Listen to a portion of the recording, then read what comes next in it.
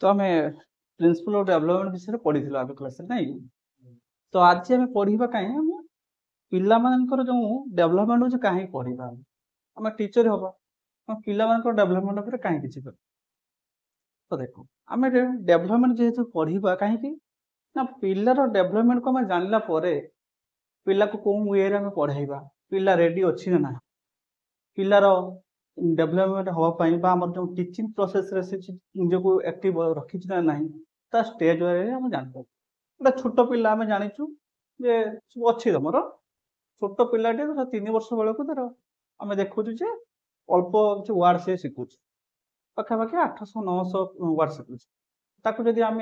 से कौन कर रचना दबा से पिलाटी कौन लिखिपर कि मन भी रखिपर तो तार लेवल वाइज रे आम कौन कर आमर सब जाणिकी से प्रकार शिक्षा देवा तो कौन आम कौन कर तुम बही अच्छी बही 40 नंबर पेज तुम काटिपर है कि तो कौन नॉलेज एंड द अंडरस्टैंडिंग कौन नॉलेज एंड अंडरस्टैंडिंग कौन ना of the nature of human देख तो कौन ना knowledge and understanding nature of human growth and development ये नेचर टाक कहीं जाना ना ये नेचर टाक जानापी हाँ देख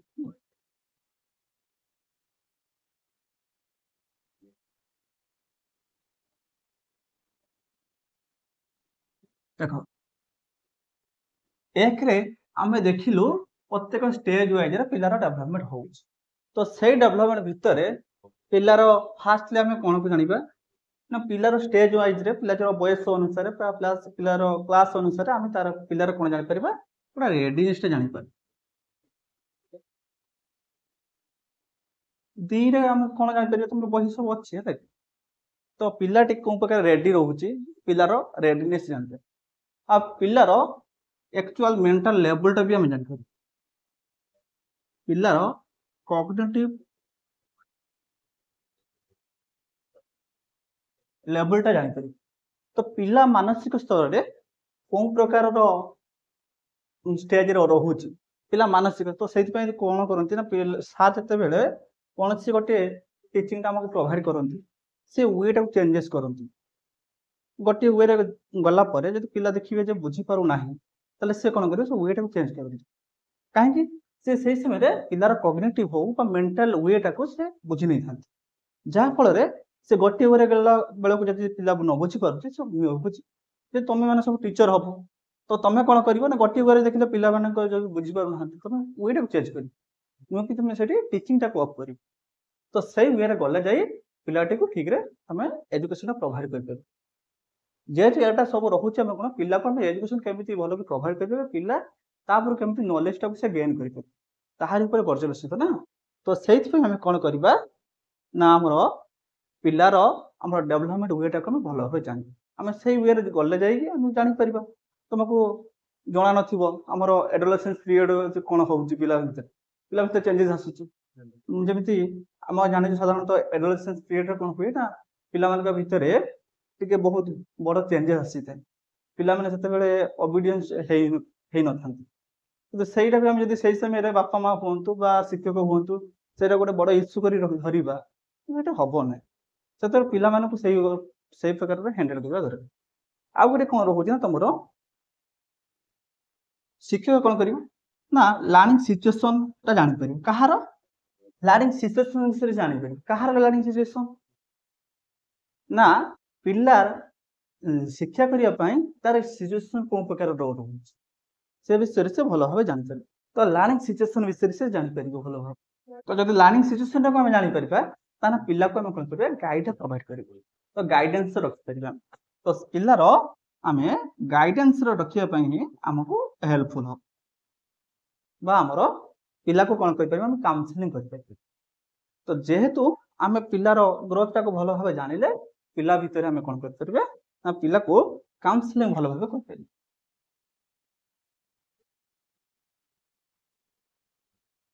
ना पिलार जदि ग्रोथ टाक ठीक रूप जानूचे पिला को आम काउनसिलिंग करने आमको इजी हम किसी किसी पिलार कौ कौ क्षेत्र में इंटरेस्ट रोचे ଯେ ଆମେ ଜାଣିଲୁ ଯେ ଶିକ୍ଷା କ୍ଷେତ୍ରରେ ଆମେ ଜାଣିଲୁ ଯେ ପୁଅମାନଙ୍କର ସାଧାରଣତଃ ମ୍ୟାଥମେଟିକ୍ସ ଟିକେ ଇଣ୍ଟରେଷ୍ଟ ଅଧିକ ରହୁଛି। ଆମେ ଝିଅ ପିଲାଙ୍କୁ ବାରମ୍ବାର ମ୍ୟାଥମେଟିକ୍ସ ଉପରେ ହିଁ ପ୍ରୋଭାଇଡ କରିବା, ବେଶୀ ମ୍ୟାଥମେଟିକ୍ସ କରିବା ପାଇଁ ଦେବା, ଅଟୋମେଟିକ୍ ସେମାନଙ୍କୁ ବିରକ୍ତି ହିଁ ଲାଗିବ। ତ ସେଇ କ୍ଷେତ୍ରରେ ଆମେ ପୁଅମାନଙ୍କୁ ଅଧିକ ମ୍ୟାଥମେଟିକ୍ସ ପାଇଁ ତାଙ୍କୁ ପ୍ରୋଭାଇଡ କରିବା, ମ୍ୟାଥମେଟିକ୍ସ ପ୍ରୋଭାଇଡ କରିବା। ଝିଅମାନଙ୍କୁ ଟିକେ ଆମର ଲିଟରେଚର ପେପରଟାକୁ ଆମର ବେଶୀ ପ୍ରୋଭାଇଡ କରିବା, ସେମାନେ ବେଶୀ ଇଣ୍ଟରେଷ୍ଟ ହେବେ। ପିଲାମାନଙ୍କର ଯେମିତି ଖେଳ ହଉ, ଖେଳରେ ଯେମିତି ଆମେ ପୁଅ ପିଲାଟାକୁ ଯେମିତି କ'ଣ ଦୌଡ଼ କୁଦରେ ଯେତେବେଳେ ସବୁ କବାଡି ହଉ ବା ଆମର ଲଙ୍ଗ ଜମ୍ପ ହାଇ ଜମ୍ପ ଖେଳ ପାଇଁ ଆମେ ସେମାନଙ୍କୁ ପୁଅମାନଙ୍କୁ ଯଦି ଆମେ କହିବା ସେମାନେ ବହୁତ ଖୁସି ହେବେ, କିନ୍ତୁ ସେଇଟା ଆମେ ଝିଅମାନଙ୍କୁ କହିବୁ ତାହେଲେ ସେମାନେ ସେଇଠି ଟିକେ ନିଜକୁ ଅକ୍ୱାର୍ଡ ଫିଲ୍ କରିବେ ବା ସେମାନଙ୍କୁ କାହିଁକି ଆମେ ଜାଣିଛୁ ସେମାନଙ୍କର ଇଣ୍ଟରେଷ୍ଟଟା କୋଉଠି ରହୁଛି। ତ ସେଇ ପ୍ରକାର ଆମ ଖେଳରେ ହଉ ବା ପାଠରେ ହଉ ସବୁଥିରେ ତାଙ୍କୁ ଆମେ କାଉନସିଲିଂ କରିବା। ଆମେ ଯେହେତୁ ବର୍ତ୍ତମାନ ଆମର ଟିଚିଂ ଫିଲ୍ଡରେ ଆମେ ଖାଲି ଏଜୁକେସନ ପ୍ରୋଭାଇଡ କରୁନା, ଆମର ବହୁତ ସ୍ପୋର୍ଟସରେ ବି ତାକୁ ଇନଭଲ୍ଭ କରାଯାଉଛି। ତ ସେଇଥିପାଇଁ ଆମର ଏଇ ହ୍ୟୁମାନ୍ ଡେଭଲପମେଣ୍ଟ ବା ଗ୍ରୋଥଟାକୁ ଟିଚରକୁ ଜାଣିବା ନିହାତି ଆବଶ୍ୟକ। କାହିଁକି ନା ଟିଚର ଜାଣିଲେ ଯାଇ ତାର କଗ୍ନିଟିଭ ହଉ ବା ସୋସିଆଲି ହଉ ବା ଇମୋସନାଲି ହଉ ସେ ସବୁ କିଛି ଜିନିଷଟାକୁ ସେ ଆମର ହ୍ୟାଣ୍ଡେଲ କରିପାରିବ। ଯେ ତୁମ ଫ୍ୟୁଚରରେ ଜଣେ ଜଣେ ଟିଚର, ତ ସେଥିପାଇଁ ସେଇଟାକୁ ଭଲ ଭାବେ ଜାଣିବା ଦରକାର। ଆଉ ଏଇଥିରୁ ହିଁ ତମର ଯେତେ ବି OTT ହଉ ବା CTET ଷ୍ଟେଟ୍ ସବୁ କ୍ୱେଶ୍ଚନ ଆମର ଏଇ ଚାଇଲ୍ଡ ଡେଭଲପମେଣ୍ଟ ଅଧିକ ପଡେ। ତ ତାପରେ ଆମର କ'ଣ ଥିଲା ନା ଏଇ ସବୁ ଜାଣିଲେ ତାପରେ ଆମର କ'ଣ ରହୁଛି ନା ଆମର ଡେଭଲପମେଣ୍ଟ କ'ଣ ରହୁଛି, ଏଇ ସବୁ ଥିଲା ଆମର କ'ଣ ନା ଆମର ଟିଚର ହିସାବରେ ଆମେ ସବୁ ଇମ୍ପୋର୍ଟାଣ୍ଟ ହିସାବରେ ଏ ସବୁ। ତାପରେ ଯୋଉ ଆମର କିଛି ପିଲାଙ୍କର ଯୋଉ ଜନ୍ମ କ୍ଷେତ୍ରରେ କେମିତି ଷ୍ଟେଜେସ୍ ଯାଉଛି ସେ ବିଷୟରେ ବର୍ତ୍ତମାନ ଜାଣି ଆମର ଷ୍ଟେଜେସ୍ କ'ଣ ଦେଖ, ଡିଫରେଣ୍ଟ ଷ୍ଟେଜେସ୍ ଦେଇ ଆମେ ଗତି କରୁଛୁ। ସାଧାରଣତଃ ଆମେ ଶୁଣିଥିବ କ'ଣ ନା ଆମର ଇନଫାନ୍ସି ଷ୍ଟେଜେସ୍, ଆମର ଚାଇଲ୍ଡହୁଡ୍, ତାପରେ ଆମର ଆସୁଛି ଏଡଲ୍ଟହୁଡ୍ ବା ଆମର ଯୋଉ ଏଡୋଲେସେନ୍ସ ପିରିୟଡ ଆସୁଛି, ଚାଇଲ୍ଡହୁଡ୍ ପରେ ଏଡୋଲେସେନ୍ସ ପିରିୟଡ ଆସୁଛି। କିନ୍ତୁ ଆମର ଯୋଉ ଇନଫାନ୍ସି ପିରିୟଡ ଆସୁଛି ନା ତା ପୂର୍ବ ସମୟଟାକୁ ମଧ୍ୟ ଗୋଟେ ଇନଭଲ୍ଭ କରାଯାଇଛି, ଯୋଉଟା ଆମର ପ୍ରିନାଟାଲ ଷ୍ଟେଜ, ଯୋଉଟା କି ମାଙ୍କ ପାଖରୁ ଆମର ଯୋଉ ଗର୍ଭାଶୟରେ ଅବସ୍ଥାପିତ ହବା ପାଖରୁ ଆମ ଜନ୍ମ ପର୍ଯ୍ୟନ୍ତ, ଯୋଉଟାକି ଆମେ କ'ଣ କହୁଛୁ ନା ପ୍ରିନାଟାଲ ଷ୍ଟେଜ। ତାହେଲେ ଏଇଟାକୁ ମୁଖ୍ୟତଃ କହୁଛୁ ନା 3ଟା ଷ୍ଟେଜ, ତାକୁ ଯଦି ଆମେ ଟିକେ ଆଉ ଟିକେ ଭଲ କି ତାକୁ ଭାଗ କରିବା ତାହେଲେ 4ଟା ଷ୍ଟେଜ ହବ। ଏଇ 4ଟା ଷ୍ଟେଜରେ ହିଁ ଆମର ଡେଭଲପମେଣ୍ଟଟା ପ୍ରାୟତଃ ହେଇଯାଇଛି। ତାହେଲେ କ'ଣ ହେଲା ନା ଆମର ଆସିଲା ଗୋଟିଏ ପ୍ରିନାଟାଲ,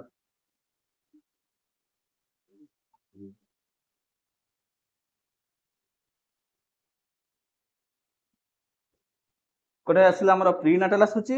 ଗୋଟେ ଆସିଲା ଇନଫାନ୍ସି, ହଁ ଗୋଟେ ଅଛି ଇନଫାନ୍ସି, 3ରେ ଆସୁଛି କ'ଣ ଚାଇଲ୍ଡହୁଡ୍, 4ରେ ଆସୁଛି କ'ଣ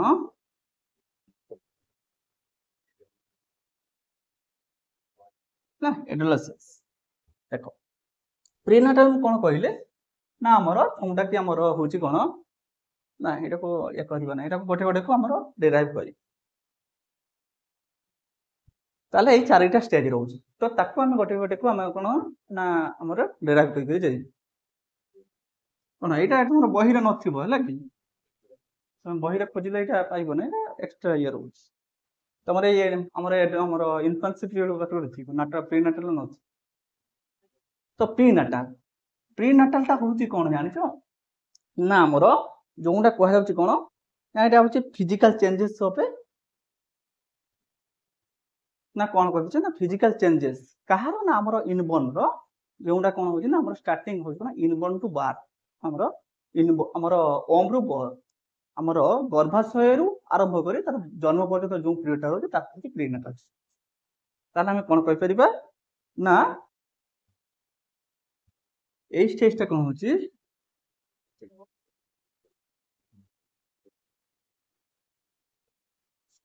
କ'ଣ ହଉଛି ନା ଦିସ୍ ଷ୍ଟେଜଟା ହଉଛି କ'ଣ ହଉଛି ନା ଓମ୍ ଟୁ ଆମର এইটা হচ্ছে আমার কোন হচ্ছে না আমার হচ্ছে আমার প্রিনেটাল স্টেজ, যেটা হচ্ছে কোন দিস স্টেজেস আমার physical changes of a body from womb to birth. তো যে মাଙ୍କର ଗର୍ଭାଶୟରୁ ଆମର ଅବସ୍ଥାପିତ ପାଖରୁ ଆରମ୍ଭ କରି ଆମର ଜନ୍ମ ପର୍ଯ୍ୟନ୍ତ ଯୋଉ ପିରିୟଡ ରହିଲା ତାକୁ ଆମର କହୁଛେ ପ୍ରିନେଟାଲ। এই ପ୍ରିନେଟାଲଟାକୁ ମଧ୍ୟ ଆମର 3ଟା ଷ୍ଟେଜରେ ଭାଗ କରାଯାଇଛି। 3ଟା ଷ୍ଟେଜ କ'ଣ କ'ଣ ନା ହଉଛି ଜର୍ମିନାଲ ଷ୍ଟେଜ ଗୋଟେ ରହୁଛି, तापर रोचे तुम जोटा आम एम्ब्रियोनिक स्टेज आउ हूँ फॉइटल स्टेज या तीन स्टेज गोटे हूँ तुम जर्मिनल स्टेज गोटे हूँ एम्ब्रियोनिक स्टेज आउ गोटे फॉइटल स्टेज गोटे जर्मिनल स्टेज जोटा 0 ରୁ 2 वीक है कि मन रख जो जर्मिनल स्टेज रोचे से 0 ରୁ 2 वीक भर तापर गोटे हूँ आ गोटे आस कौन तुम एम्ब्रियोन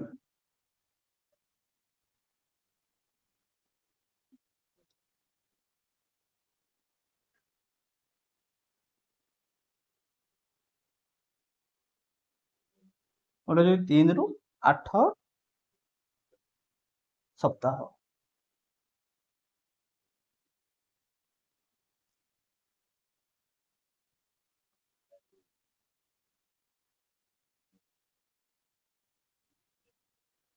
गोटे फॉइटल स्टेज जोटा 9 ରୁ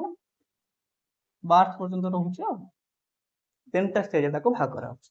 गोटे जर्मिनल स्टेज गोटे एम्ब्रियोनिक स्टेज आ गोटे हूँ फॉइटल स्टेज तो यार पिलार जो जीवन आरंभ पर्यंत जो 0 ରୁ 2 सप्ताह भर जो समय रही रखुचे जर्मिनल स्टेज एम्ब्रियोनिक स्टेज हूँ 3 ରୁ 8 सप्ताह भर जोटा हूँ एम्ब्रियोनिक स्टेज तापर फॉइटल स्टेज हूँ 9 ରୁ 9 सप्ताह पाख आरंभ कर जन्म पर्यंत तो यही भितर कौन हूँ ना तुम देख ये जर्मिनल स्टेज कौन हुए जिते आम साधारणतः यहाँ कौन हो जाइगोटा फॉर्मेशन हो जाए तो जाइगोटा फॉर्मेशन हो गला तापर आमर जो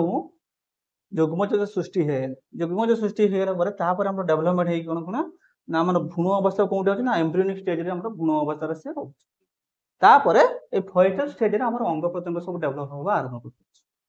कर अंग प्रत्यंग फुल्ली डेवलपमेंट हो गला तो आम बाहर आम जन्म नौ लाभ करुँ तो यही हूँ 3टा स्टेज तो यही 3टा स्टेज भितर आम जन्म प्रोसेस को आस तो यही सब जिनस कौन कौन फैक्टर सब इन्फ्लुएंस करे कौन फैक्टर सब आमर काम करे साधारणतः यही कमटा कौटी हो तो क्या कही माँ को तो ताहले कौन फैक्टर काम कर निश्चित रूपे माँ जहाँ जो फैक्टर काम कर निश्चित रूपे पिला से फैक्टर काम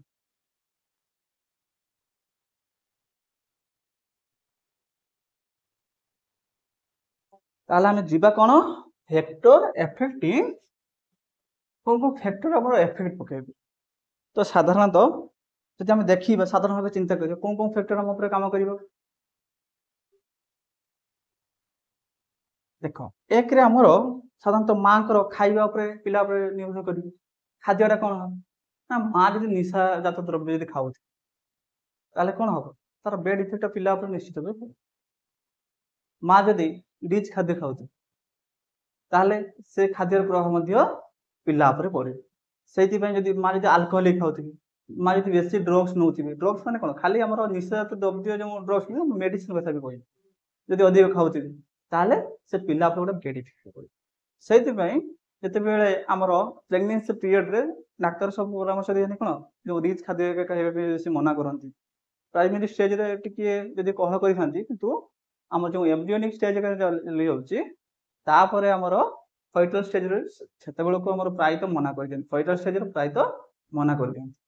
कहीं सब जदि जिन माँ जदि ध्यान नदेवे ना पिला मानकर देखि बहुत क्षेत्र में कौन ना विकलांग पिला जन्म विकलांग माने नुहे आम जो पौराणिक धारावाहिक हिसाब से अच्छी कौन ना कहीं ग्रहण में कौन कार्यकलाप कले खाली से माँ काम अनुसार भी पिला विकलांग सृष्टि माँ जब से सब नियम सब न मानवे ताहले भी आमर पिला विकलांग हो तो से आम सब ये फैक्टर उपर से आम काम कर गोटे हूँ कौन गोटे हूँ फास्ट जोना कि बर्तमान चेंजेस आसला ना गोटे कौन मेन फैक्टर कौन मदर एज माँ बयस गोटे पिला बहुत इफेक्ट पड़े आगुरी थिला कौन 10-12 वर्ष बेले को झील पिला कौन ना मैरेज कर 10-12 वर्ष 15 वर्ष बेले को पिला ମା ବି ପରିବର୍ତ୍ତନ ହଉଛି। ତ ଯୋଉଥିପାଇଁ ସେଟା ଖାଲି ପିଲା ପାଇଁ ନୁହଁ ମାଙ୍କ ପାଇଁ ମଧ୍ୟ ଆମର ବିପଦ ସୃଷ୍ଟି କରୁଛି। ତ ଦେଖାଯାଇଛି କ'ଣ ଅତି କମଟାରେ ଜଣେ 16+ ହେଲା ପରେ ଯାଇକି ସେ ଜଣେ ମା ହବା ପାଇଁ ସେ ଆମର ପ୍ରସ୍ତୁତ ହେଇଛି। ଅତି କମଟାରେ 16 ବର୍ଷ। ତ ଆମେ ଏଭରେଜ ଯଦି ଆମେ ଦେଖିବା 18-19 ବର୍ଷ ହେଲେ ଯାଇକି ପୁରା ସେଇଟା ହଉଛି ଆମର କ'ଣ ସେ ଆରମ୍ଭ ସମୟରେ ତା ପାଇଁ ଠିକ ରହୁଛି। ତ ଅତି କମଟା ହେଲେ କ'ଣ 16। ଅତି ବେଶୀରୁ ବେଶୀ କେତେ ବର୍ଷ ଆମର ଦେଖାଯାଇଛି ନା 35 ବର୍ଷ। ତ ଏଇ 16-35 ବର୍ଷ ଭିତରେ ଏଇ ଭିତରେ ଆମର କ'ଣ ହବ ନା ମା ଜଣେ ମାନେ ପିଲାଟିକୁ ଜନ୍ମ ଦେବା ପାଇଁ ସେ ତାଙ୍କର ଗୋଟେ ଆଟମସ୍ଫିୟରିକ ଗୋଟେ କ'ଣ ତାଙ୍କ ଭିତରେ ସବୁ ଠିକ। ତ ଏଇଟା 16 ବର୍ଷ ଯଦି ବି କହୁଛେ କିନ୍ତୁ ଏକୁରେଟ ଦେଖିବା 18-20 ହେଲେ ଯାଇକି ସେଇଟା ହଉଛି ମିନିମମ୍। ତ ଆଗରୁ ଏଇଟା ହଉଥିଲା ଅଧିକ, ଏବେ ଏଇଟା କମିଲାଣି। ଭଲ କଥା ଗୋଟେ ପରିବର୍ତ୍ତନ ହେଲାଣି ଆମ ଭିତରେ। ତ ସେଇଥିପାଇଁ କ'ଣ ହବ ନା ମାଙ୍କ ଭିତରେ ଆମର ଯୋଉ ଆମର ରିପ୍ରୋଡକ୍ଟିଭ ଅର୍ଗାନ ଗୁଡିକ ସବୁ କ'ଣ ହୁଏ ନା ଫୁଲି ଆମର ଡେଭଲପ ହେଇଥାଏ। ତ ସେଇ ଦୃଷ୍ଟିରୁ କ'ଣ ଯାଇଛି ନା ମାଙ୍କର ବୟସଟା ଗୋଟେ ବହୁତ ବଡ ଗୋଟେ ଇଫେକ୍ଟ ପକେଇଥାଏ। ପିଲା ସୁସ୍ଥ ରୂପେ ଜନ୍ମ ଲାଭ କରିବା ପାଇଁ ହେଲେ ମାଙ୍କର ବୟସଟା ଗୋଟେ ରହୁଛି ବଡ। ତାପରେ ତମର ରହୁଛି କ'ଣ ନା ମାଙ୍କର ଜନ୍ମ କରିବା ଗୋଟେ ରହିଲା। ତାପରେ 2 ନମ୍ବର ମୁଁ ଯୋଉଟା କହିଗଲି ଯୋଉ ଡ୍ରଗ ୟୁଜଟା କଥା କହିଲି, ଯୋଉ ଔଷଧ ମେଡିସିନ ୟୁଜଟା, ମେଡିସିନ ୟୁଜ ଯଦି ଅଧିକ ହଉଥିବ ନା ସେଟା ପିଲା ଉପରେ ବହୁତ ବଡ଼ ଏଫେକ୍ଟ। ତ ସେଇଥିପାଇଁ ତମର ଯଦି ଘରେ କେହି ଥିବେ ତମେ ଯଦି ଶୁଣିଥିବ ଜଣ ନା ଏମିତି ସାଧାରଣ ଜ୍ୱର ହେଲେ ମଧ୍ୟ ଆଗେ ଡାକ୍ତର ପଚାରନ୍ତି କ'ଣ ପ୍ରେଗନେନ୍ସି କେହି ଅଛନ୍ତି, ପ୍ରେଗନେନ୍ସି ଯଦି ଅଛନ୍ତି ତାହେଲେ ମେଡିସିନ ତାକୁ ଦିଆଯିବନି। କାହିଁକି ନା ସେଇଟା ସେ ପିଲା ଉପରେ ସେଟା ବହୁତ ବଡ଼ ବେଡ୍ ଇଫେକ୍ଟ ପକେଇବ। ସେଥିପାଇଁ ଡାକ୍ତରମାନେ ମଧ୍ୟ ସେଟାକୁ ମାନୁଛନ୍ତି। ତ ଆଉ ଗୋଟେ କ'ଣ ହଉଛି ନା ଆମର ଗୋଟେ ବଡ଼ ଇଫେକ୍ଟ, ଏଇଟା ତ ସାଧାରଣତଃ ଆମର କ'ଣ ହଉଛି ଭଲ ଲୋକକୁ ହିଁ ଖରାପ କରିଦେବ। ଆମର ଯୋଉ ସ୍ମୋକିଂ କଥା କହୁଛି, ସ୍ମୋକିଂ ପ୍ରତ୍ୟେକ ପ୍ୟାକେଟ ଉପରେ ଲେଖାଯାଉଛି smoking is injurious two health, କିନ୍ତୁ ବେଶୀ ଆମର ବର୍ତ୍ତମାନ ବେଶୀ ଚାଲିଛି।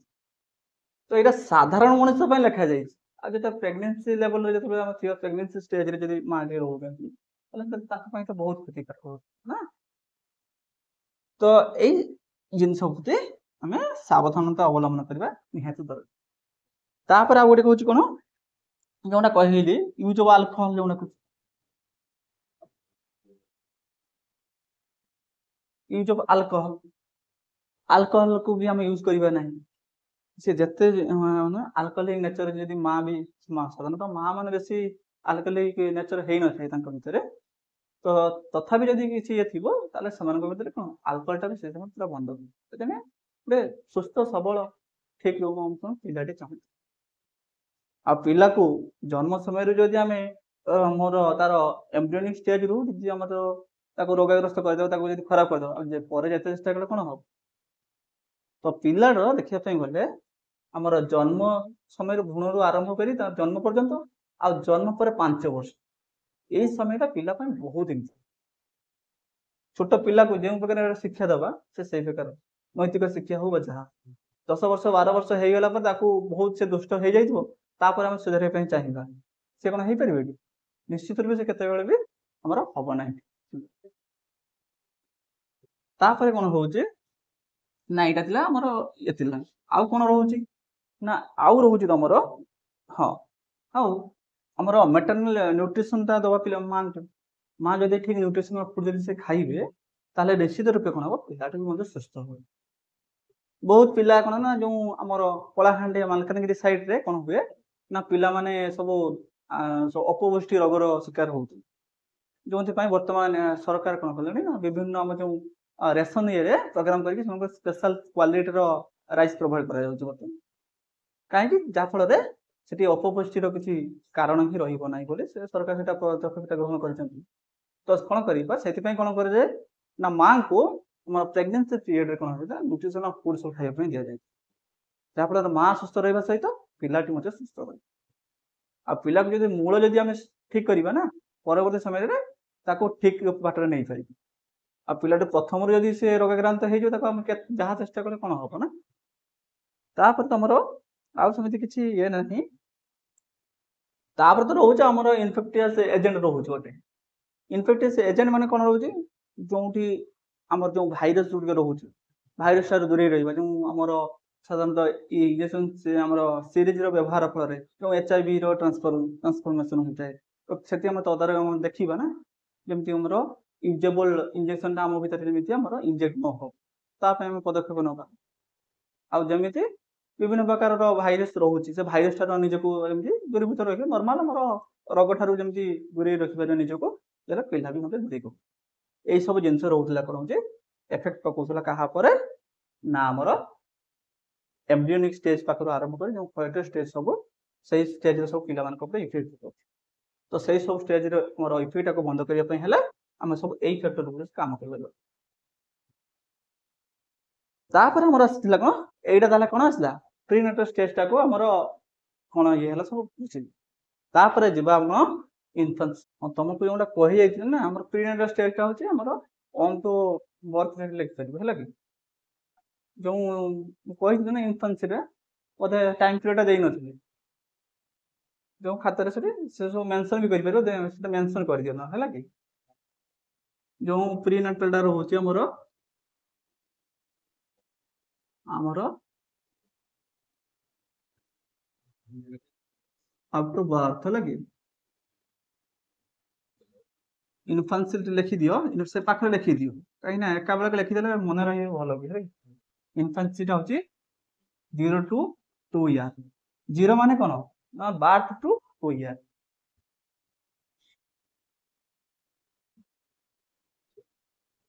चाइल्डहुड लिखि दियो 3 ରୁ 11 है कि 3 वर्ष ରୁ 11 वर्ष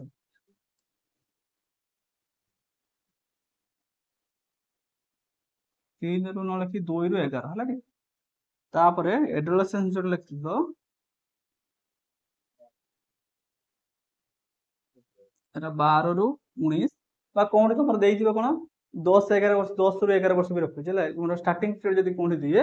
आम एडोलेसेंस पीरियड स्टार्टिंग होची 10 ରୁ 11 वर्ष जो भी थी सेटा भी कौन कौन क्षेत्र देखा जाए कौन 12 वर्ष दे न 10 ରୁ 11 वर्ष भर जो ऑप्शन थी तुम मेंशन कर आ 19 बदल भी कौन कौन आसूँ कौन 17 ରୁ 18 भी आसूँ तो यहीटा को तुम ऑप्शन देखिए तुम भेरी भी करुच्ची से अनुसार मन रखिए साधारण तुम लिखु 12 ରୁ 19 किंतु यहीटा ऑप्शन में भेरी कर आ स्टेज रो बहुत क्वेश्चन आसवे ही आसवर मत तुम जेकोसी परीक्षा तुम बसला जापर यार केते इम्पोर्टेंट रोच ताले आमे कौन पढ़िबा ना इन्फ्लुएंस स्टेज नहीं कि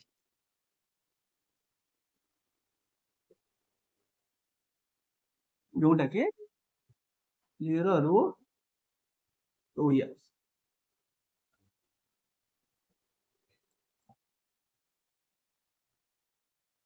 पिलाटे वर्तमान कौन है जन्म हो सारे जन्म हो गला पर से कौन कथार एक्टिविटी देखा आम बर्तमान जान अच्छा पिलाटी कौन जन्म हो गला पर से कौन एक्टिविटी देखा आरंभ कर दिए कि सब पिला जन्म हो गला कि जन्म हो गला पर कहवा कि आरंभ कर सेमती हो ना पिलाटे जन्म है पर से कौन हुए आमर तार डेवलपमेंट हुए तो साधारणतः जो आम पढ़ी आसलु जो सेफालोकाइडल डेवलपमेंट होम प्रॉक्सिमल सीक्वेंस जो डेवलपमेंट हो प्रथम आम हेड पार्ट रो आमर धीरे धीरे गोड़ पाख से डेवलपमेंट हो आमर सेंट्रल टू पेरिफेरल पार्ट को आमर डेवलपमेंट हो जाऊँ पिलार तो सही स्टेज तार डेवलपमेंट हो पिलाटे सीधा सड़क से वर्डटा कही न तो गोटे स्टेज देगी ही जाए तो जो देखा जाए पिलार पाखापाखि 8 मास पर्यंत से कौन सी वर्ड शिखी न 8 मास पर मतलब से पाखापाखि 8 मास पर जाके से वर्डटा शिखा आरंभ कर धीरे धीरे आमर वर्डटा कौन हो 9 मास बेलू से पापा मामा डाडा एमती कहवा आरंभ कर तो यही समय भितर तार एक्टिविटी सब कौन हुए ना गोटे रिफ्लेक्सेस हुए है कि से किसी रिफ्लेक्स देखे है कि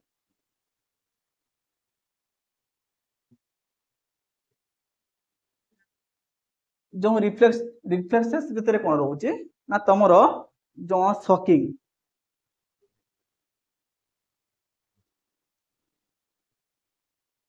କୌଣସି ଗୋଟେ ସାଉଣ୍ଡ ପାଇଯିବ ଛୋଟ ପିଲାଟେ ହଠାତ୍ କିଛି ଗୋଟେ ସାଉଣ୍ଡ ପାଇଗଲେ ସେ ସକ୍ ହେଇଯିବ ହେଲା କି। ତ ପ୍ରାଇମେରୀ ଷ୍ଟେଜରେ ଆମର ସକିଂ ହେଇଯିବ। କାନ୍ଦିବାଟା ତା ପର ଷ୍ଟେଜରେ। କାନ୍ଦିବାଟା ପ୍ରଥମେ ରହୁଛି, ସେଟା ତ ଜନ୍ମ ଇନବର୍ନ, ସେଟା ତ ସାଧାରଣତଃ କଥାରେ ଅଛି କଣ, ଜନ୍ମ ହେଲା ମାତ୍ରେ ସେ କାନ୍ଦିବ, ସେଟା ତ ଆମର ସେଟା ସାଧାରଣ କଥା। ତ କାନ୍ଦଟାକୁ ସେଟା ହଉଛି ନ୍ୟାଚୁରାଲ, ଯେଟା ହଉଛି କ୍ରାଇଂ ଯେଟା କହୁଛି। ତାପରେ ଯେଟା ସେ ଶିଖିକି ଯେଟା କାନ୍ଦୁଛି, ମାନେ ଯେଟା ନ ପାଇଲେ କାନ୍ଦୁଛି, ସେ ତା ପରବର୍ତ୍ତୀ ସମୟରେ ଇଏ ହଉଛି। ତ ଆମର ସକିଂଟା ହଉଛି ତାର ଆମର ଗୋଟେ ହଉଛି ପ୍ରାଇମେରୀ ଷ୍ଟେଜରେ ରହୁଛି ଆମର କଣ ନା ଆମର। ତାପରେ ସକିଂ ରହୁଛି, ତାପରେ ବ୍ଲିଙ୍କିଂ ରହୁଛି। ତ ସବୁ ଆଉ କଣ ରହୁଛି ଇଫେକ୍ସନ ଭିତରେ, ବ୍ଲିଙ୍କିଂ। ଯୋଉ ଆଖି କିଛି ଗୋଟେ ଜିନିଷ ପାଇଲେ ହଠାତ୍ କଣ ଆଖି ପତା ଖାଲି ଖୋଲୁଥିବ ବନ୍ଦ କରୁଥିବ, ସେଇ ପ୍ରକାର ତା ଭିତରେ ଆମର ରିଫ୍ଲେକ୍ସ ସବୁ ଦେଖାଯାଏ।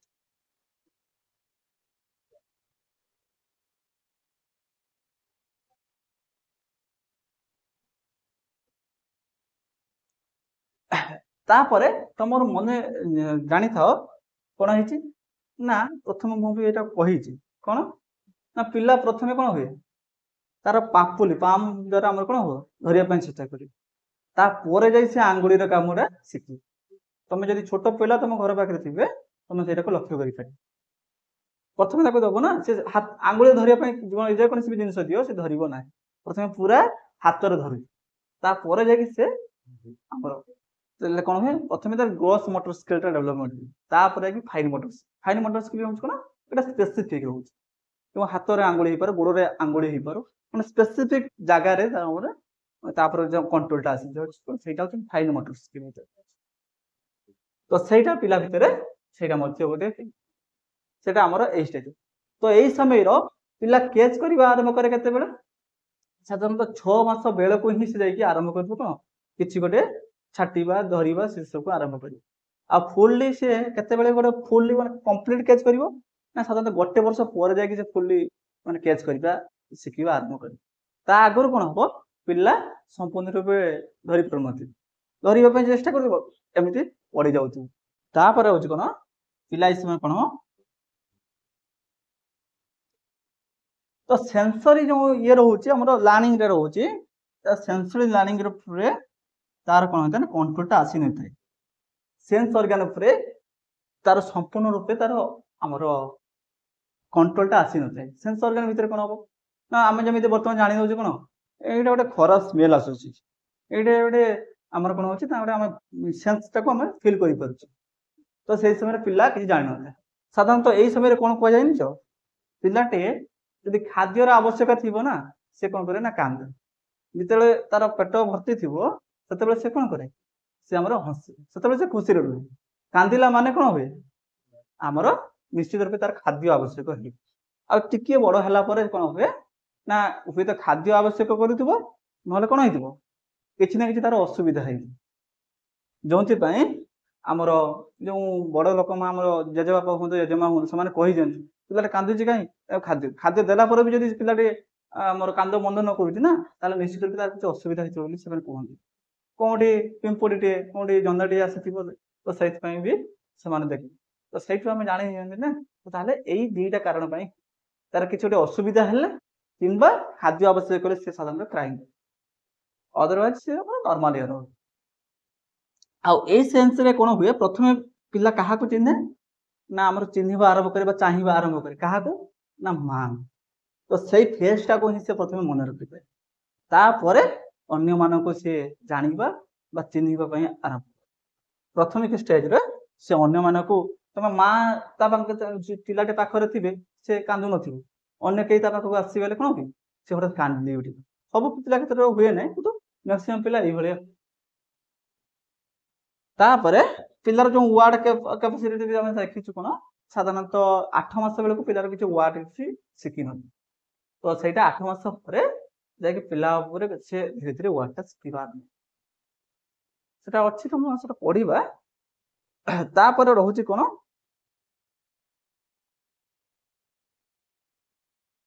ଏଇ କାନ୍ଦଟା ଯେ ଆରମ୍ଭ କରୁଛି କେତେବେଳେ, ସାଧାରଣ ନର୍ମାଲ କାନ୍ଦଟା ଆରମ୍ଭ କରୁଛି 3 ମାସ, 1 ମାସରୁ 3 ମାସ ଭିତରେ ସେ ଏଇ ଆକ୍ଟିଭିଟିଟା ସେ ପ୍ରୋଭାଇଡ କରିବେ। କାନ୍ଦଟା ଖାଦ୍ୟ ଆବଶ୍ୟକ ହେଲେ ସେ କାନ୍ଦୁଥିବ, ସେଟା 1 ମାସରୁ 3 ମାସ ଭିତରେ। ଆଉ ଗୋଟେ ମାସ ପର୍ଯ୍ୟନ୍ତ ପ୍ରାୟତଃ କାନ୍ଦଟା ବି ଜଣା ପଡିବନି ଆମେ, ଆଉ ସେ ବହୁତ କମ ବୟସରେ ହିଁ ସେ ତ ତାପରେ ଆମର କଣ ହଉଛି ନା ପିଲାମାନଙ୍କ ଭିତରେ ଏଇ ସବୁ ଡେଭଲପମେଣ୍ଟ ହେଲା ପରେ ସାଧାରଣତଃ ଗୋଟେ ବର୍ଷ ଯେତେବେଳକୁ ପାଖାପାଖି ପହଞ୍ଚି ଯାଉଛି ବା 8 ମାସ ପରେ ଯାଇ ପିଲାଟା ଯୋଉ ମମି ମାମା ଡାଡି ଯୋଉ ଯାହା ବି ଛୋଟ ଛୋଟ ଶବ୍ଦ ସେ ସାଧାରଣତଃ 8 ମାସ ପରେ ପାଖାପାଖି ଧରିବା ଯଦି ଆମେ ଗୋଟେ ବର୍ଷ ବେଳକୁ ହିଁ ସେ ସେଇ ପ୍ରକାରର ୱାର୍ଡଟା ସେ ଶିଖୁଛି। ନିୟର ଆବାଉଟ କଣ ହଉଛି ନା ନିୟରଲି ଆମର କଣ ହଉଛି 1 ଇୟର ସେ କଣ କହୁଛି ଯୋଉ ମାମା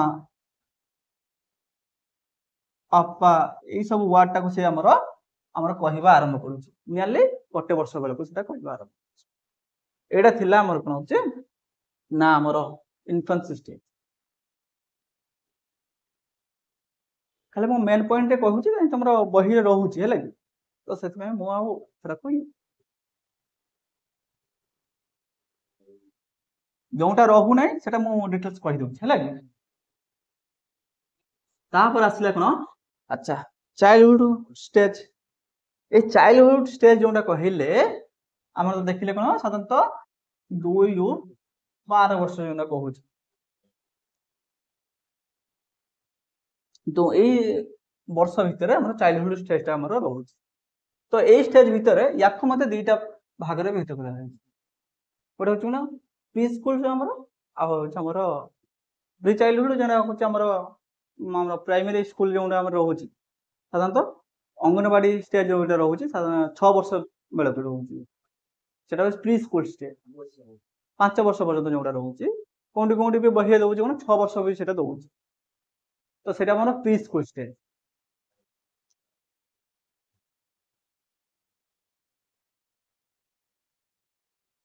ହେଲା କି ପ୍ରି ସ୍କୁଲ ଷ୍ଟେଜ ବା ଯୋଉଟା କହୁଛି ଆର୍ଲି ଚାଇଲ୍ଡ ସେଟା କହୁଛି ହେଲା କି।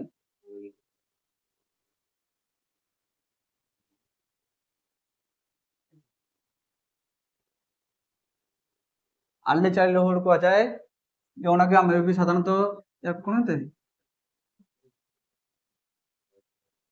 ପ୍ରି ସ୍କୁଲ ଷ୍ଟେଜ ବୋଲି ମଧ୍ୟ ତାକୁ ଆମେ କହିଥାଉ। ଦେଖ ଏଇ ଆର୍ଲି ଚାଇଲ୍ଡହୁଡ ଷ୍ଟେଜ ଭିତରେ ଯୋଉଟା ମୁଁ କହୁଥିଲି ଏଇ ଜନ୍ମ ପାଖରୁ ଏଇ ଆର୍ଲି ଚାଇଲ୍ଡହୁଡ ପିରିୟଡଟା ଆମ ସମସ୍ତଙ୍କ ପାଇଁ କଣ ବହୁତ ଗୁରୁତ୍ୱପୂର୍ଣ୍ଣ। ଏଇ ସମୟରେ ପିଲାକୁ ଯେମିତି ଯେମିତି କଣ ହୁଏ ନା ମାଟିରେ ଯେମିତି ଆମର କୁମ୍ଭାରଟେ ଯେକୌଣସି ଜିନିଷ ଗଢିବା ପାଇଁ କଣ ହୁଏ ତାର ମାଟି ଅବସ୍ଥାରେ ଯାହା କରିବ ସେଇଟା ହିଁ ତାର ପରବର୍ତ୍ତୀ ସମୟରେ ସେଟା ପ୍ରତୀୟମାନ ହୁଏ। ତ ମାଟି ଅବସ୍ଥାରେ ଯେତେ ପର୍ଯ୍ୟନ୍ତ ତାକୁ ପୁଡା ନ ହେଇଛି ସେତେ ପର୍ଯ୍ୟନ୍ତ କଣ ହେଇଯିବ ତାକୁ ଭେରି କରିପାରିବ। ୱାନ୍ସ ଯଦି ଆମେ ସେ ମାଟିର ଯୋଉ ଷ୍ଟ୍ରକ୍ଚରଟା ଦିଆଯାଇଛି ତାକୁ ଯଦି ଆମେ ପୋଡି ଦଉଛନ୍ତି ତାହେଲେ ତାକୁ ଆଉ ଚେଞ୍ଜ କରିପାରିବେ କି? ତ ସେଇ ଷ୍ଟେଜଟା କଣ ହଉଛି ନାଇଁ ଆର୍ଲି ଚାଇଲ୍ଡହୁଡଟା ହଉଛି ସେଇଟା ହଉଛି ଆମ ଭିତରେ ଯୋଉ ଇନଫାନ୍ସି ଷ୍ଟେଜରେ ତ ପିଲା ସମ୍ପୂର୍ଣ୍ଣ ଜାଣି ପାରୁନାହିଁ ଖାଲି ଟିକେ ଟିକେ ଜାଣୁଛି, କିନ୍ତୁ ଏଇ ଆର୍ଲି ଚାଇଲ୍ଡହୁଡଟା ଆମ ପାଇଁ ବହୁତ ଇମ୍ପୋର୍ଟାଣ୍ଟ। ଏଇ ସମୟରେ ପିଲାକୁ ଆମେ ଯେମିତି ମୋଲ୍ଡ କରେଇବା ପିଲା ସେଇ ପ୍ରକାରରେ ବଢେ। ଯେମିତିକା ସଂସ୍କାର ଦବା ଯେମିତିକା ତାକୁ ବିହେଭିୟର ଶିଖେଇବା ଯେମିତିକା ତା ଭିତରେ କ୍ୟୁରିଓସିଟି ଦବା। କ୍ୟୁରିଓସିଟି କାହା ପ୍ରତି ଦବା ଆମର ଗୁଡ ବିହେଭିୟର ପ୍ରତି ଦବା, ଆମର ଟିଚିଂ ପ୍ରତି ଦବା। କ୍ୟୁରିଓସିଟି ବି ରହିବା ଦରକାର। କ୍ୟୁରିଓସିଟି ମାନେ ନୁହେଁ ସେଟା ବହୁତ କ୍ୟୁରିଓସିଟି କାହା ପ୍ରତି ରହୁଛି ସେଇଟା ହଉଛି ଇମ୍ପୋର୍ଟାଣ୍ଟ ହେଲା କି। ଜଣଙ୍କ ପ୍ରତି ଈର୍ଷାନ୍ୱିତ ହଉଛି କଣ ଯଦି ଆମେ ଖରାପ ପାଇଁ ଈର୍ଷାନ୍ୱିତ ହଉଛେ ସେଇଟା ଖରାପ। ଆମେ ଯଦି ଭଲ କାମ ପାଇଁ ଯଦି ଆମେ ଈର୍ଷାନ୍ୱିତ ହଉଛେ ଆମ ଭିତରେ କ୍ୟୁରିଓସିଟି ରହୁଛି ଆମ ଆଗ୍ରହ ରହୁଛି ତାହେଲେ ସେଟା ଖରାପ।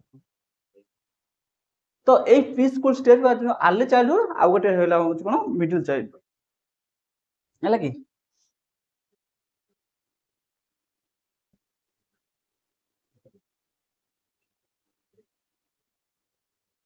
ଏଇଟା ରହୁଛି ଆମର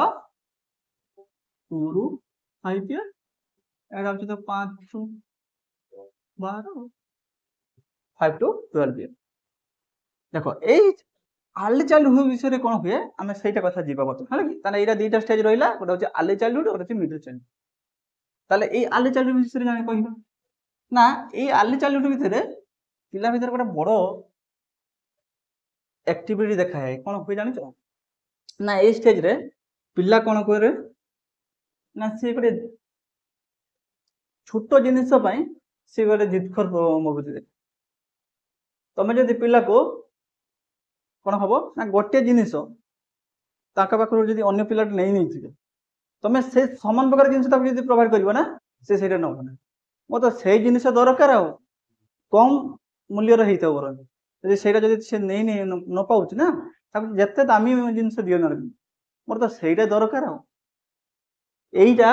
এই ଆମର ଆର୍ଲି ଚାଇଲ୍ଡହୁଡ୍ କ୍ଷେତ୍ରରେ ଦେଖାଯାଇଥାଏ। ତାହେଲେ ଏଇଠି କଣ ହବ ସାଧାରଣତଃ ଏଇ ଆର୍ଲି ଚାଇଲ୍ଡହୁଡ୍ ଭିତରେ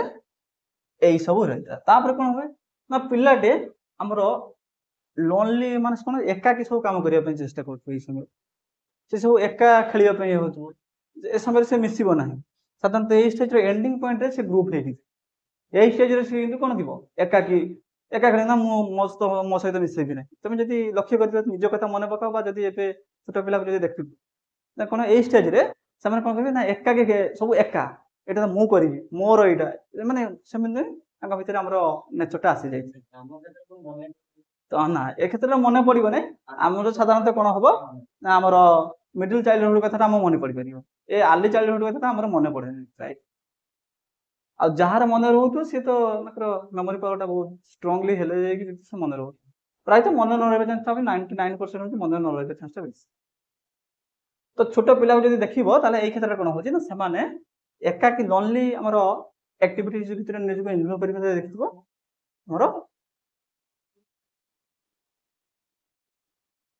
ଆମର ଲୋନଲି ଆମର କଣ ହବ ଡୁଇଂ ଆକ୍ଟିଭିଟି। ଆଉ ଗୋଟେ କଣ ହଉଛି ନା ଆମର ସେମାନେ ଏଇ ଷ୍ଟେଜରେ କଣ ହୁଏ ଜାଣିଛ ଆମର ଟିକେ ଟିକେ ଇମାଜିନ କରିବା ଆରମ୍ଭ କରେ ପିଲାଟି ଟିକେ ଟିକେ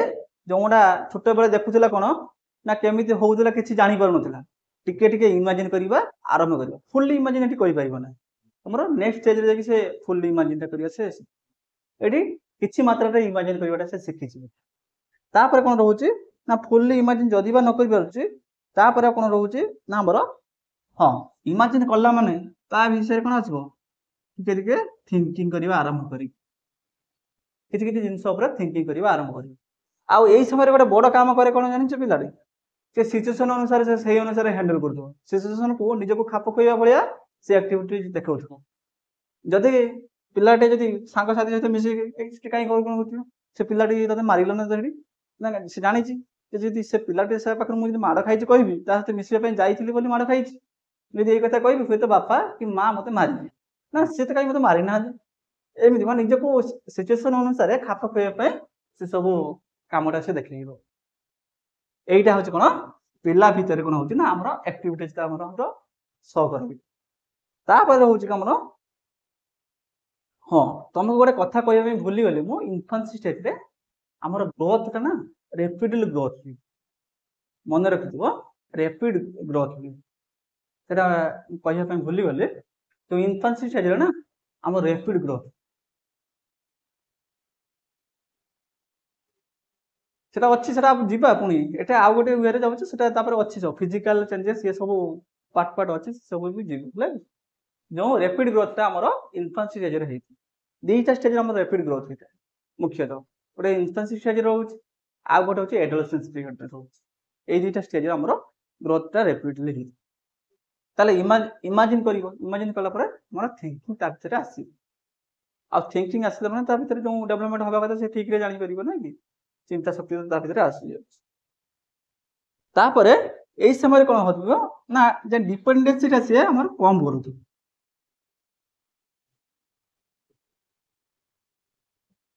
ତ କଣ କରିବ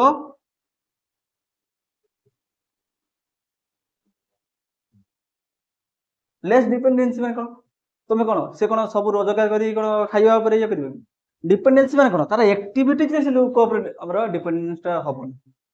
ନୁହଁ କି ଛୋଟ ପିଲା 2 ରୁ 5 ବର୍ଷ ସେ କଣ ନିଜେ କଣ ରୋଜଗାର କରି ଖାଇବ ଏଇଠି ଲେସ୍ ଡିପେଣ୍ଡେନ୍ସି ମାନେ କଣ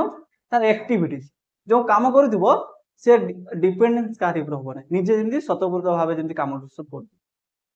ହେଲା କି ଏଠି ଲେସ୍ ଡିପେଣ୍ଡେନ୍ସି ମାନେ କଣ ହଉଛି ଆମର ନୁହେଁ କି ତାର ଆକ୍ଟିଭିଟିଜ ଉପରେ ନୁହେଁ କି ସବୁ ଖାଦ୍ୟ ହେଇପାରେ ବା ସବୁ ଇନକମ୍ ହେଇପାରେ ସେଇ କଥାଟା ବୁଝିବ ନାହିଁ ଏଇଟା ହଉଛି କଣ ତାର ଆକ୍ଟିଭିଟି କାର୍ଯ୍ୟକଳାପଟା ହଉଛି ଆମର ଡିପେଣ୍ଡେନ୍ସି ରହିବନି ଆଉ ଯଦି ବି ରହିବ ବହୁତ କମ୍ ସେ ଅନ୍ୟକୁ ଇନଭଲ୍ଭ କରିବା ପାଇଁ ତାର କାମ ଉପରେ ଆକ୍ଟିଭିଟିଜ ଉପରେ ଡିପେଣ୍ଡେନ୍ସି କାହାର ରଖିବା ପାଇଁ ସେ ଚାହୁଁନଥିବ କାହା ଉପରେ ଡିପେଣ୍ଡେନ୍ସ ହବ ନାହିଁ ସେ ଇଣ୍ଡିପେଣ୍ଡେଣ୍ଟଲି ଆମର କାମ କରିବା ପାଇଁ ସେ ଚେଷ୍ଟା କରିବ। ତ ତାପରେ ଆଉ କଣ ରହୁଛି ତାପରେ ତ ଲାଙ୍ଗୁଏଜ କଥା କହିଲେ ଲାଙ୍ଗୁଏଜର ଏଇଠି ତାର ଫୁଲି ଏଇଠି ପୁରା ଡେଭଲପ ହେଇଛି। ଯୋଉଟା ଆମର ଥିଲା କଣ ସେଠି ମାତ୍ର କିଛି 100 ଭିତରେ ୱାର୍ଡ ରହୁଥିଲା, ଏଇଠି ତାର ଏଇଠି ଡେଭଲପ ହେଇଛି। ତାକୁ ଯେତେ ଶିଖେଇବା ସେଇ ଅନୁସାରେ ତାର ଡେଭଲପ ହେଇଛି, ହଜାର ହଜାର ୱାର୍ଡ ସେ ଶିଖିପାରିବ, ମାନେ ତା ଷ୍ଟେଜ ୱାଇଜରେ ସେ ଶିଖିପାରିବ। ଏଇ ସବୁ ଥିଲା ଆମର ଆଲିଚାଳି। ତାପରେ ତ ହଁ ମୁଁ କହିଗଲି, ହଁ ତ ସେ ସବୁ ଏକାକି ଏଠି ରହିବା ପାଇଁ ଚାହୁଁଥିବ। ଆଉ ଏଇଠି ସାଧାରଣତଃ କଣ କରୁଥିବ ନା ଆମର ଏଇଠି କଣ ଥିବ ନା ଆମର ଝିଅ ପିଲାମାନେ ଝିଅ ପିଲା ସହିତ ଖେଳିବା ପାଇଁ ଚାହିଁବେ, ପୁଅ ପିଲାମାନେ ପୁଅ ପିଲାଙ୍କ ସହିତ, ସେମାନେ ଏଇ ପ୍ରକାରର ଇଏ ଥିବ, ସେମାନଙ୍କ ଭିତରେ ଆମର କ୍ୟୁରିଓସିଟି ଆମର ରହୁଥିବ। ଏଇଟା ରହୁଥିଲା ମାନେ ଆଲିଚାଳି। ତାପରେ ଏଇ ସମୟରେ ତ ସେମାନେ ପଢିବା ବି ଆରମ୍ଭ କରୁଛନ୍ତି। ଆଉ ତାଙ୍କର ପଢାପଢି ବି କଣ ହଉଛି ନା ଏଇ ଷ୍ଟେଜରେ ଆମର ଆରମ୍ଭ ହଉଛି। ତ ସେଇଥିପାଇଁ ଏଇ ଷ୍ଟେଜରେ କଣ ହଉଛି, ଖାଲି ପିଲା ଆମର ବର୍ଣ୍ଣ ଗୁଡ଼ିକ ଶିଖୁଛି, କିଛି ଶବ୍ଦ ସଂଖ୍ୟା ଶିଖୁଛି। ସେଇଥିପାଇଁ ସେଇ ଷ୍ଟେଜ ଅନୁସାରେ ସେଇ ପ୍ରକାର ଆମର ରଖାଯାଇଛି। ଆମର ଦେଖାଯାଇଛି ସବୁ ନା, ଆମର ପେଡାଗୋଜି ଅନୁସାରେ ଆମ ପିଲାର ଡେଭଲପମେଣ୍ଟ ଅନୁସାରେ ଲକ୍ଷ୍ୟ କରିକି ଆମର ସବୁ ପ୍ରୋଗ୍ରାମ ଗୁଡ଼ିକ ସବୁ ସେଟ୍ କରାଯାଇଛି। ତାପରେ ରହିଲା କଣ ଅଛି ମିଡିଲ ଚାଇଲ୍ଡ।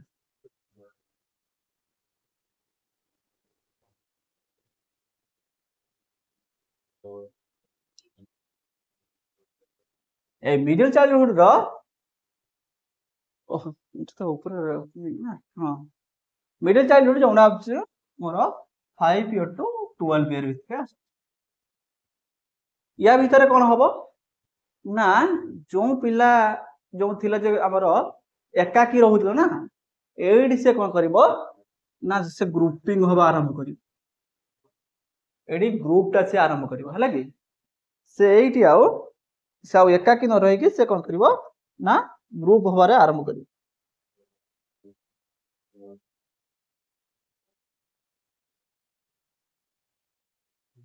ଯୋଉଟା ଆଗରୁ ଥିବା ଇଣ୍ଡିଭିଜୁଆଲି କାମ କରୁଥିଲା, ଏଇଠି ଟିକେ କଣ କରିବ ନା ଗ୍ରୁପରେ। ଆଉ ଯଦି ତା କଥା ଅନୁସାରେ ଯଦି କାମ ନ ହବ ନା, ସେ ତା ସହିତ ସେ ସମ୍ପର୍କ ରଖିବନି। ଏଇ ଷ୍ଟେଜ ଦେଖିବ, ଏଇ ମୋ କଥା ଯଦି ମାନିବୁ ତାହେଲେ ମୋ ସହିତ ମୁଁ ଖେଳେଇବି, ଯଦି ମୋ କଥା ନ ମାନୁଛୁ ତାହେଲେ ମୁଁ ତତେ ମୋ ସହିତ ଖେଳେଇବିନି। ପଢା କ୍ଷେତ୍ରରେ ବି ହୁଏ, ଖେଳ କ୍ଷେତ୍ରରେ ବି ହୁଏ। ମୋ କଥା ଯଦି ମାନିଛୁ ତାହେଲେ ମୁଁ ତତେ ଏଇ କଥାଟା ତତେ ଶିଖେଇଦେବି, ନହେଲେ ତ ମୋ ଗ୍ରୁପରେ ରଖିବି ନାହିଁ। ଆଉ ଏଇ କ୍ଷେତ୍ରରେ ସେଇଟା ହୁଏ ନା ଏଇ ଗ୍ରୁପ ଇଏରେ। ତ ତାହେଲେ କଣ ହଉଛି ଆମର ଗ୍ରୁପିଂ ଷ୍ଟେଜରେ ଏଇଠି ରହୁଛି। ଆଉ ଗୋଟେ ହଉଛି କଣ ନା ଆମର ତାର ଓବେଇଂ ନେଚର ରହୁଛି।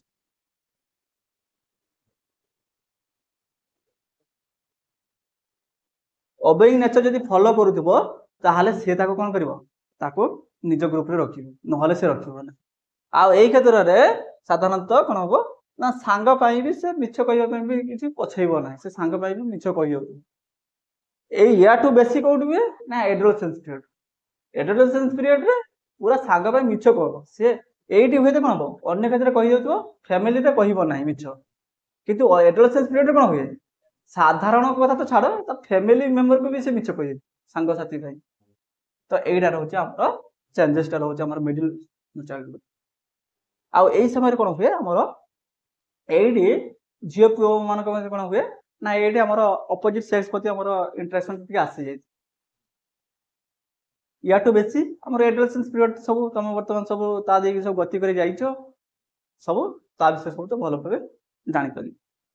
ଏଇଟା ଥିଲା ଆମର କଣ ଓବେଇଂ ନେଚରଟା ଯଦି ଫଲୋ କରିବ ତାହେଲେ ସେ କଣ କରିବ ଫ୍ରେଣ୍ଡଲି ନେଚରଟା ରହିବ। ଆଉ ଗୋଟେ କଣ ଥିଲା ଗୋଟେ ଫ୍ରେଣ୍ଡଲି ନେଚର ଗୋଟେ ଆମର।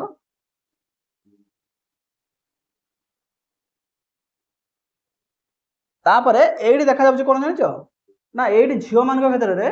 ଟୟ ପ୍ରତି ଗୋଟେ ଟିକେ ଆଟ୍ରାକ୍ସନ ଟା ଅଧିକ ଥାଏ, ଯୋଉ ଖେଳନା ପ୍ରତି ଟୟ। ଏଇଠି କଣ ହୁଏ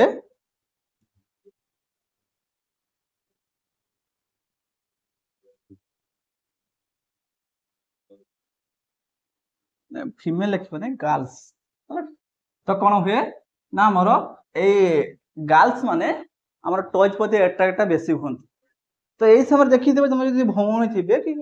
ଯଦି କେହି ଝିଅ ପିଲା ଯଦି ତମ ଫ୍ୟାମିଲି ଭିତରେ ରହୁଥିବ, ସେମାନେ କଣ କରିବେ ଯେତେ ଟଏଜ୍ ଥାଉ ନା କାହିଁକି ଏଇ ସମୟ ଭିତରେ ସେମାନେ ଆହୁରି ଟୟ ଆମର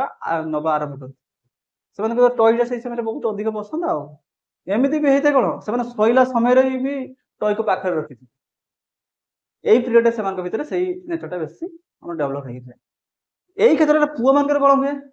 ना सेठी आम मोटर स्किलटा डेभलप होता केते सब गाड़ी मोटर इंजिन सब तैयारी करवा से सब को पुआ मानकर सब ये पुआ मानकर कौन हम आमर इंजीनियरिंग मेंटालिटी एटा रोचे हमर कि हमर मोटर स्किलटा डेभलप होता है कि बा इंटरेस्ट वाले कौन ना हमर मेशिनरी पार्ट्स है कि बा हम देखि पाइबा देख यही समय पिला माने कौन करती ना जिते सब मेशिनरी पार्ट सब तैयारी करेंगे जिते सब मेसीन जातीय जिनस निजक कौन करेंगे ना आम इनभल्व कर रखिए यही सब क्षेत्र में आम देखा जाए पुओ मान क्षेत्र में झील मान तो तापर रोचे कौन एडोलसेंस तो एडोलसेंस विषय कौन रोचे आम जो एडोलसेंस रोचे कौन ना 12 ରୁ 19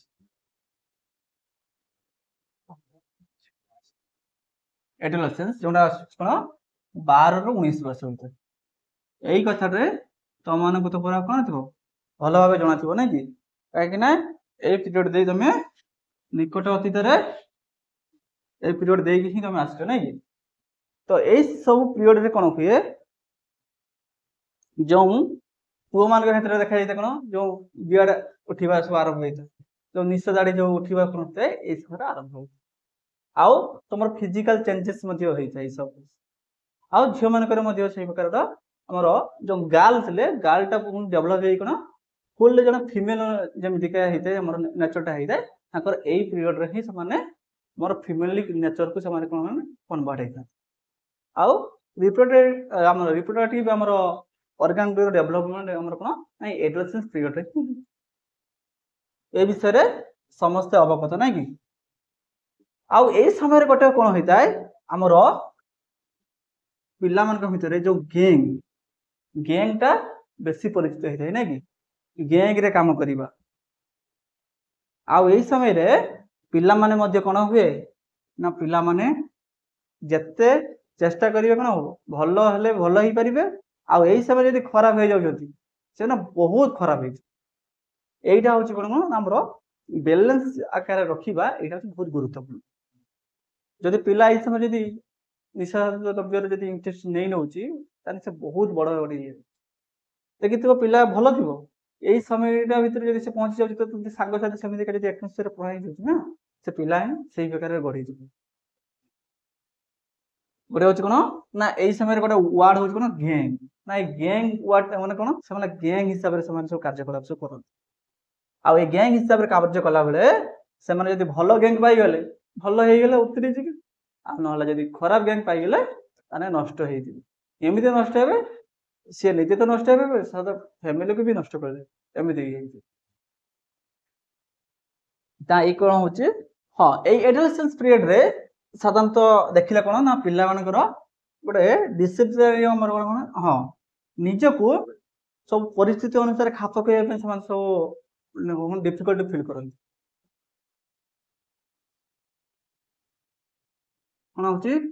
आमर डिफिकल्ट फील करेंगे कौटी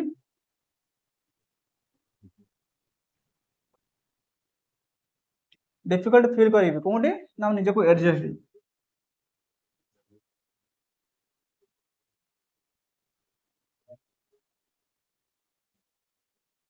तो कौन हम ना गोटे एडजस्ट करने एडजस्टिंग रे हमर एडजस्ट करने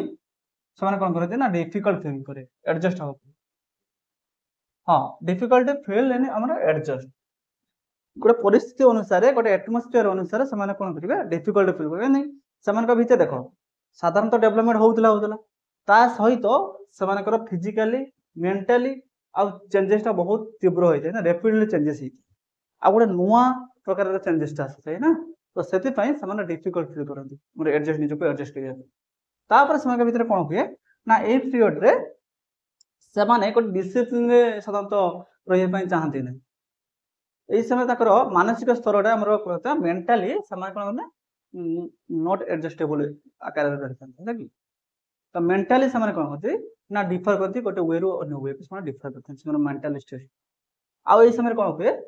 ना से साधारणतः हीरोगिरी से देखा चेष्टा कर है कि हिरोइक नेचर है कि यही समय कौन होता है हिरोइक नेचरटा से भीतर डेभलप होता है कि तो आउ कौन होता है शो अफ करने शो अफ करने शो देखा चेष्टा कर मु गोटे मु नेता मु माने सेमितिका लीडर हमर तो यहाँ को शो अफ न करिकी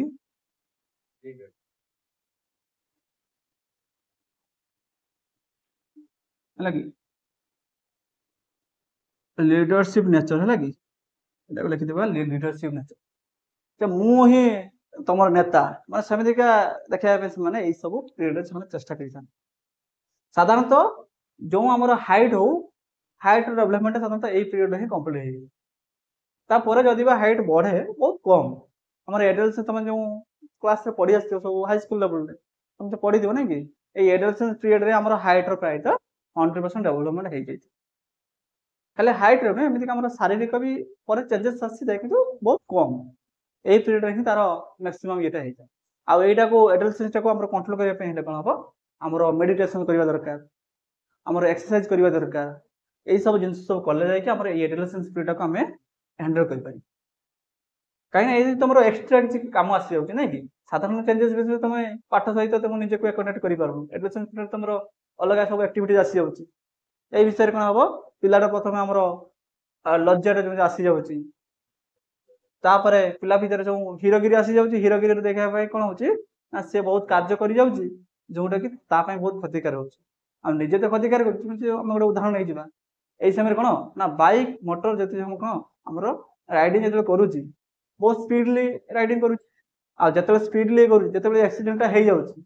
खाली कौन पिलाटे निजे खाली ये हो सम्मुखीन जी भी रोक सी भी असुविधा रोचे ना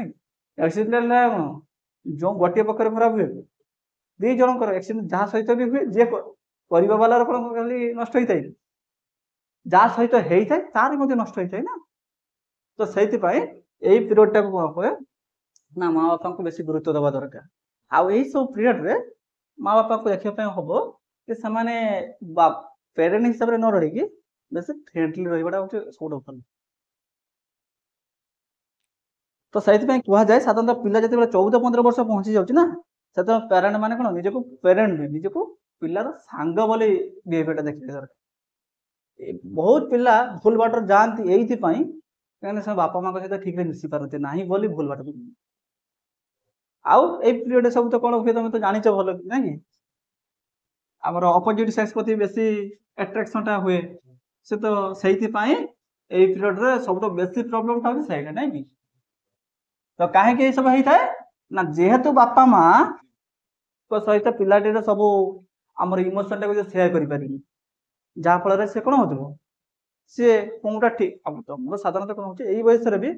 माइंडटा स्थिर रुहे ना गोटे स्टाटिक पोजिशन रुहे ना सब भेरी भेरिएबल होता है ना भेरी करे माइंड स्टेटा भेरी करे जैसे आमर यही समय कहीं हुए आम हार्मोनिक चेंजेस आसता है तो से कौन माइंडटा सब स्टेबल कंडीशन रुहे ना सब चेंजेस पोजिशन रही तो से समय जेहेतु आम माइंडटा स्टेबल कंडीशन रही तुम गोटे स्थिर डिसीजन नहीं पार यहीटा कले आम ठीक हम तो से पिला कौन करते ना आम ठीक डिसीजन नहीं पारती से समय भूल कर आ जो भूलटा से समय करते परवर्ती समय से भोगिया पड़ी था आने भोगिया सहित फैमिली ये से तो कहवाई बर्तमान किसी आवश्यकता नहीं समस्ते से विषय भल भाव जानते ठीक अच्छे यही सब कथा सब तापर आमर लंगडिट्यूडनल आमर डेवलपमेंट कंसेप्चुअल डेवलपमेंट से सब विषय सब नेक्स्ट क्लास पढ़ा है।